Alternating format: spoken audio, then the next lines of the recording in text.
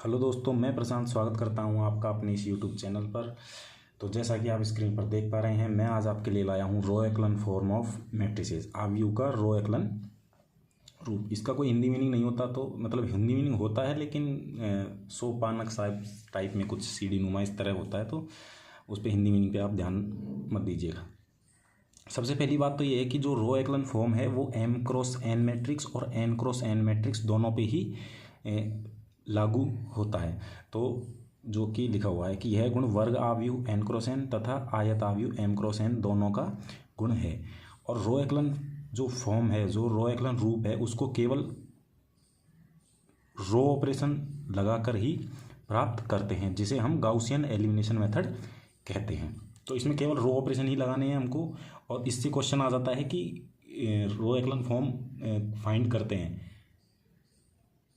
केवल row operation लगाकर, केवल कॉलम ऑपरेशन लगाकर, रो ऑपरेशन और कॉलम ऑपरेशन लगाकर, या कोई और चौथा ऑप्शन इनमें से कुछ नहीं, कोई नहीं, या ऐसा आपको दे सकते हैं।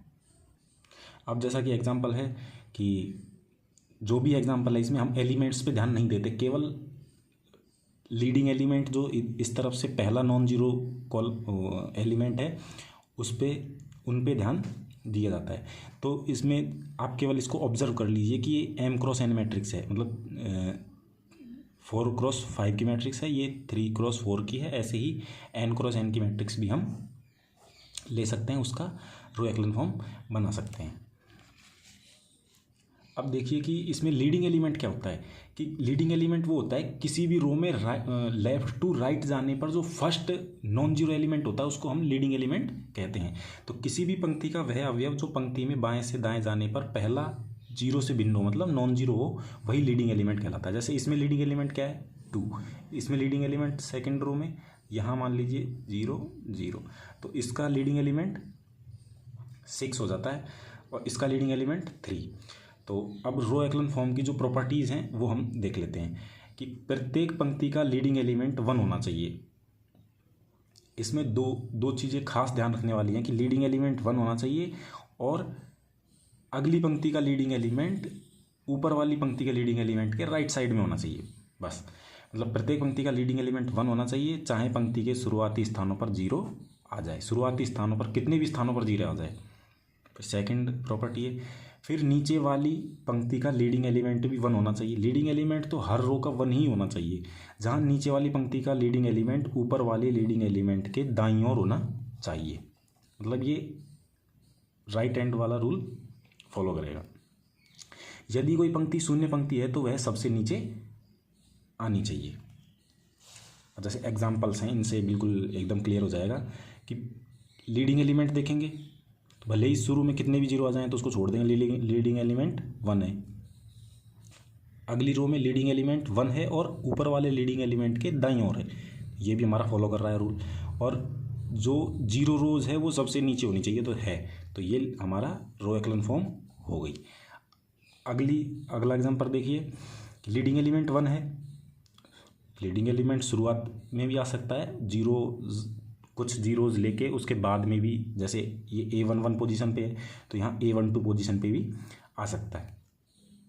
तो हमारी रो एक्लन फॉर्म की लीडिंग एलिमेंट 1, जो नीचे वाला लीडिंग एलिमेंट है ऊपर वाले लीडिंग एलिमेंट के दाईं ओर है, चाहे वो जस्ट दाईं ओर मतलब बिल्कुल चिपक के हो सकता है, या कुछ स्थान छोड़ के हो सकता है, लेकिन अगर ये लीडिंग एलिमेंट है तो इसके बाईं ओर सभी 0 होंगे। तो ये रो, और जो 0 रो है वो सबसे नीचे, तो ये रो एक्लन फॉर्म है। थर्ड एग्जाम्पल 1 0 0 0 1 0 0 0 1, तो लीडिंग एलिमेंट्स हमारे 1 1 1 है तीनों में, और एक मतलब जो नीचे वाले हैं सब दाईं ओर हैं, तो रो एक्लन फॉर्म है। इसी प्रकार होती है एक रिड्यूस्ड रो एक्लन फॉर्म, मतलब जो रो एक्लन फॉर्म है उसका ही थोड़ा सा संशोधित या कुछ कम करके रूप, मतलब रो एक्लन फॉर्म ही होती है एक तरीके से, बस उसमें कुछ एक प्रॉपर्टी ऐड हो जाती है। जो कौन सी प्रॉपर्टी है कि वह रो एक्लन फॉर्म जिसमें लीडिंग एलिमेंट के ऊपर व नीचे स्तंभ में, मतलब लीडिंग एलिमेंट वाला जो कॉलम है उसमें एक के अलावा सभी अवयव शून्य होने चाहिए, सभी अवयव शून्य हो, रिड्यूस्ड रो एक्लन फॉर्म कहलाता है। तो अभी हम देखते हैं, और हमें एग्ज़ाम में वो रो एक्लन फॉर्म बनवाने के लिए नहीं बोलेगा कि इस मैट्रिक्स की रिड्यूस्ड रो एक्लन फॉर्म बनाइए, क्योंकि सभी अपने अपने हिसाब से रो ऑपरेशन लगाएंगे, जैसा कि हम आगे एग्जांपल्स में देखेंगे। तो ये एग्जांपल है 2 3 4 1 3 0 0 0 1, find row echelon form and reduced row echelon form. तो अब जैसे इसकी हम रो एक्लन फॉर्म निकालेंगे तो हमें सबसे पहले इसको 1 बनाना होगा, क्योंकि लीडिंग एलिमेंट है, लीडिंग एलिमेंट को 1 बनाते जाइए आप तो। और अगला जो बनाएंगे लीडिंग एलिमेंट वो दाईं ओर होना चाहिए, इस बात का ध्यान रखेंगे। तो इसको 1 बनाने के लिए हम क्या करेंगे, और हमें केवल रो ऑपरेशन ही लगाने हैं, तो हम क्या करेंगे, इसको 1 बनाना है तो R2 R1 ऐसा है कि R1 माइनस R2 कर देंगे तो यहाँ 1 आ जाएगा। तो देखिए R1 ऐसा है कि R1 माइनस R2, तो यहाँ 1 आ जाएगा। तो और सभी एलिमेंट भी घटेंगे, सभी एलिमेंट घटेंगे तो और एलिमेंट पे भी इफेक्ट जाएगा, लेकिन हम केवल लीडिंग एलिमेंट पर इफेक्ट को देखेंगे, इसको हमें 1 बनाना है। बाकी पीछे वाले एलिमेंट जो भी बने तो ये 1 हो जाएगा, इसमें से इसको घटाएंगे 0, इसमें से इसको घटाएंगे 4, और बाकी जिस पे ऑपरेशन नहीं लगाया वो यूं के यूं आएंगे 1 3 0 0 0 1, तो ये आ गया। अब हमें इसको 0 बनाना है, तो 0 बनाना है तो हम क्या करेंगे, R2 ऐसा है कि R2 माइनस R1 कर देंगे तो ये 0 बन जाएगा, क्योंकि लीडिंग एलिमेंट अब हमें ये बनाना है, तो हम पहले इसको 0 करेंगे। तो R2 ऐसा है कि R2 माइनस R1, तो ये 0 बन जाएगा, 0 बनेगा।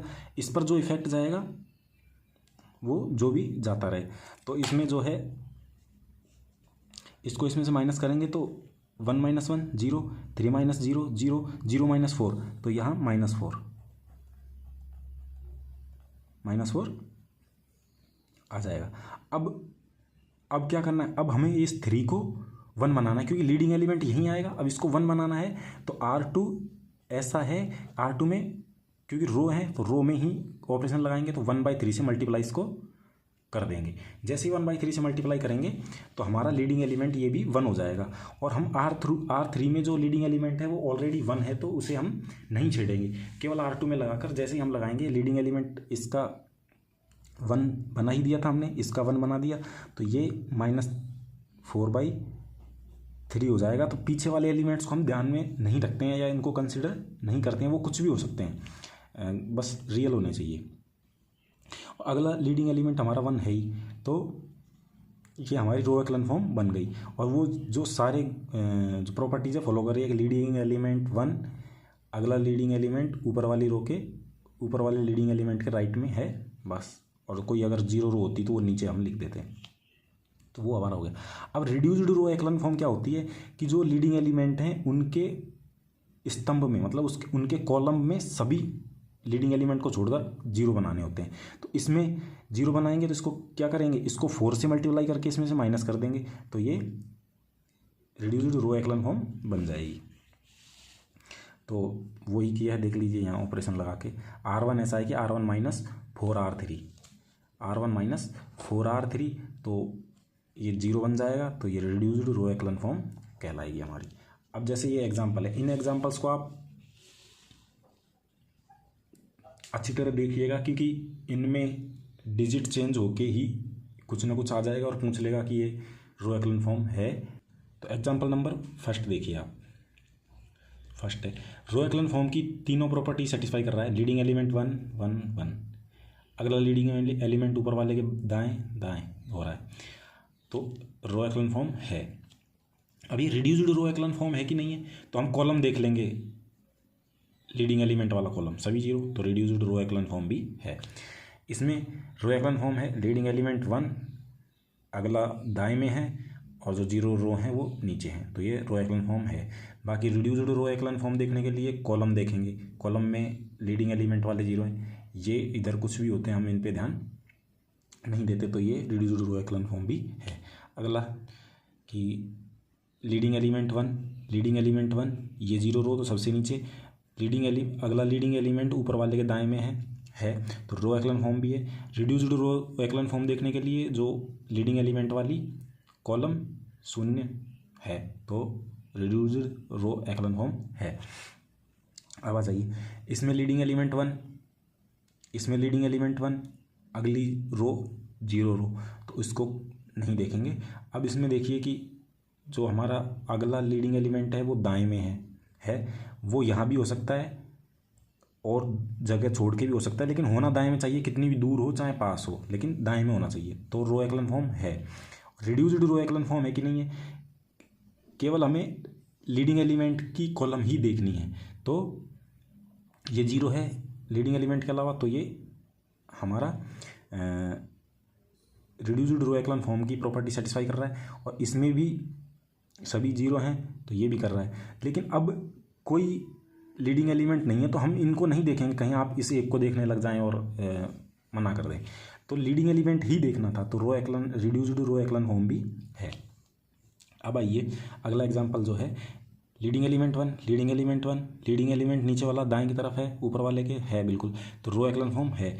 अब रिड्यूस्ड रो एक्लन फॉर्म देखने के लिए जो कॉलम में अदर एलिमेंट 0 होने चाहिए, तो हैं, दोनों के दोनों सेटिस्फाई कर रहे हैं।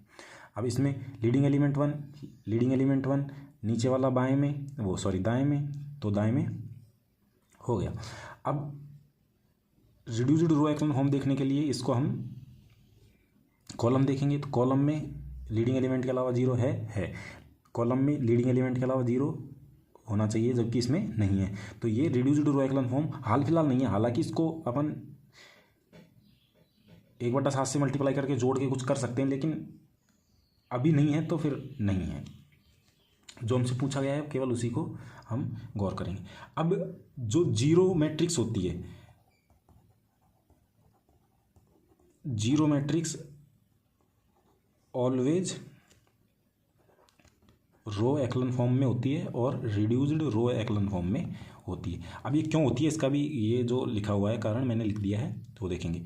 चाहे वो 0 मैट्रिक्स किसी भी m×n की हो, n×n की हो, वो होगी ही, क्योंकि इसमें कोई लीडिंग एलिमेंट ऐसा नहीं है जो रो एक्लन फॉर्म के गुण या शर्तों या कंडीशन को फॉलो नहीं करता हो। भाई इसको हमने रो एक्लन फॉर्म नहीं है और रिड्यूस्ड रो एक्लन फॉर्म नहीं है, तो किस बेस पे बोला कि इसमें ये लीडिंग एलिमेंट ऐसा है कि ये उसकी शर्त को फॉलो नहीं कर रहा, तो ये रिड्यूस्ड रो एक्लन फॉर्म नहीं है। तो 0 मैट्रिक्स में क्या होता है, ऐसा कोई लीडिंग एलिमेंट नहीं है जो उनकी शर्तों को फॉलो नहीं कर रहा हो, इसलिए ये हमेशा रो एक्लन फॉर्म और रिड्यूस्ड रो एक्लन फॉर्म होती हैं। अब आगे चलते हैं कि रो एक्लन फॉर्म का जो यूज है वो हम यूज कहाँ आता है। जो रो एक्लन फॉर्म है उसका मेन यूज, जो सबसे मोस्ट इंपॉर्टेंट यूज है, वो मैट्रिक्स की रैंक फाइंड करने में काम आता है। तो मैट्रिक्स की रैंक निकालने में उपयोगी है। अब जब मैट्रिक्स की रैंक निकाल लेंगे तो उसकी नल्टी भी निकल आएगी, तो उस हिसाब से रैंक और नल्टी के रूप में हम इसको यूज करते हैं। अब मैट्रिक्स की रैंक रो एक्लन फॉर्म में उपस्थित नॉन जीरो रोज की संख्या के बराबर होता है। जैसे ही हमें कोई मैट्रिक्स दे रखी है, उसकी अगर हमें से सीधा ही रैंक पूछ लेता है, तो एक तो मेथड होता है कि कौन सा मेथड होता है, डिटर्मिनेंट मेथड, कि मैट्रिक्स में जो नॉन जीरो डिटर्मिनेंट हो, जितने भी मैक्सिमम n×n का, तो वो उसकी रैंक हो जाती है। तो इसके द्वारा भी हम मैट्रिक्स की रैंक निकालते हैं कि रो एक्लन फॉर्म में उपस्थित नॉन जीरो रोज की संख्या के बराबर होती है। तो उसको हम एग्जांपल से देखते हैं। जैसे ये रो एक्लन फॉर्म है हमारी, leading element leading element leading element, right में है, तो नॉन जीरो रो कितनी है इसमें, 1 2 3, तो रैंक 3 हो गई। अब इसमें कोई जीरो रो होती तो उसको नहीं काउंट करते, हम 3 ही बताते फिर भी। जैसे ये है, तो लीडिंग एलिमेंट 1, बाकी रो नॉन जीरो, क्योंकि ये देखो 4×4 की है। अब सीधा इसका रैंक पूछ लिया, तो रो एक्लन फॉर्म बनाएंगे, या तो वो बनी बनाई दे देगा, या फिर हम उसको रो एक्लन फॉर्म में कन्वर्ट करेंगे। हम कुछ भी कन्वर्ट करेंगे, लेकिन जो पाइवट जो एलिमेंट हैं, ये लीडिंग एलिमेंट सबके सेम आएंगे। बाकी ये आगे पीछे एलिमेंट कुछ भी हो सकते हैं, मतलब रैंक सबकी सेम आएगी। बाकी रो ऑपरेशन आप अपने अपने हिसाब से कुछ भी लगाइए।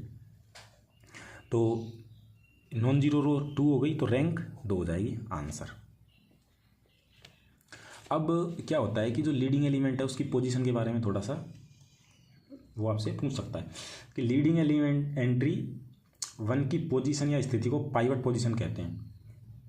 और हमें पता है कि आव्यूह में कोई भी एलिमेंट की पोजीशन को हम ऐसे दर्शाते हैं A11, A12, A13, और फिर दूसरी रो होती है तो A21 A23 A22 A23 ऐसे दर्शाते हैं। तथा लीडिंग एंट्री वाली रो को पाइवट रो कहते हैं। अब जैसे एग्जांपल्स देखिए, ये लीडिंग एलिमेंट्स हो गए। अब जैसे यहाँ पे 2 लिखा हुआ है, 2 है, तो अब इसको हम लीडिंग एलिमेंट लें या ना लें, इसको हम लेंगे, वो आपको 2 करके दे भी देगा। तो इसमें हम क्या करेंगे कि क्योंकि हम रो ऑपरेशन लगा के लीडिंग एलिमेंट्स में तो कन्वर्ट करना पड़ेगा, अगर उसने रो एक्लन फॉर्म पूछा है, तो इसमें क्या करेंगे हम 1/2 मल्टीप्लाई करके लीडिंग एलिमेंट 1 बना लेंगे। तो जैसे ही बनाएंगे तो अब ये पाइवट पोजीशन हो जाएगी। पाइवट पोजीशन A11 A22 और A33 हो जाएगी। अब जैसे pivot row, first leading element वाली row, first row, second row, third row. Pivot column, first column, second column और third column. Fourth column pivot column नहीं होगा। नेक्स्ट एग्जांपल, जैसे लीडिंग एलिमेंट 1 1 1।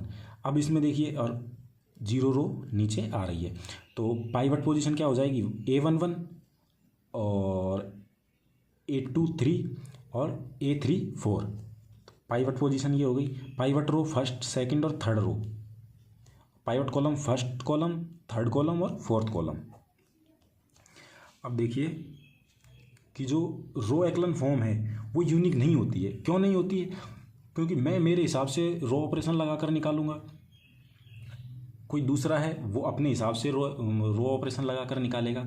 लेकिन जो लीडिंग एलिमेंट्स की संख्या है वो सबकी सेम आएगी, और जो रैंक निकलेगी वो सबकी सेम निकलेगी, चाहे जो कोई रो ऑपरेशन लगाए। लेकिन जो मैट्रिक्स बनेगी, रो एक्लन फॉर्म जो बनेगी वो यूनिक नहीं होगी। बस जो लीडिंग एलिमेंट हैं वहाँ सबके सेम आएंगे, बाकी अदर एलिमेंट अलग आ जाएंगे। जबकि अपने जैसे लिखा हुआ है कि रो एक्लन फॉर्म यूनिक नहीं होती है, क्योंकि हर कोई अपने हिसाब से अलग अलग रो ऑपरेशन लगाकर प्राप्त करेगा। जबकि reduced row echelon form unique होती है या हो सकती है। ठीक है, तो ये अपना रो एक्लन फॉर्म कंप्लीट हुआ। Thank you.